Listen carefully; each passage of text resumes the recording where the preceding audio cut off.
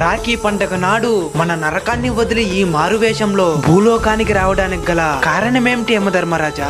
ఒకరి ఆయువుని ఆవిరి చేయడానికి చిత్రగుప్త. ఎవరు ప్రభు అతడు? ఆ ద్విచక్ర వాహనం మీద వస్తున్నాడు చూడు. తలకి కవచాన్ని ధరించున్నాడు కదా ప్రభు.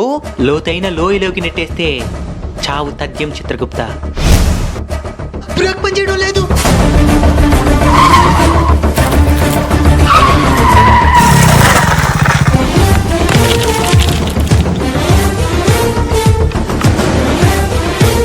ప్రభు బ్రతికిపోయాడు ప్రభు.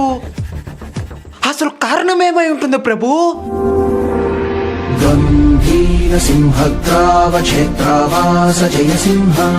తన సోదరి కట్టిన రాఖీయే తనకి రక్షణగా మారింది చిత్రగుప్త. ఆ రాఖీకి అన్ని మహిమలు ఉన్నాయా ప్రభు? మహిమలున్నది రాఖీకి కాదు, తన సోదరి సంకల్పానికి. రాఖీ కట్టడాన్ని వ్యంగ్యంగా చూసే ఈ కలియుగంలో తన సోదరి నిండు మనసుతో తన సోదరుడు నిండు నూరేళ్లు బాగుండాలని మనస్ఫూర్తిగా భగవంతుని నమ్మి కట్టిందా రాఖీ. ఈ రోజు తన సోదరి ఆశీస్సులే తనకి ఆయుష్నిచ్చాయి చిత్రగుప్త.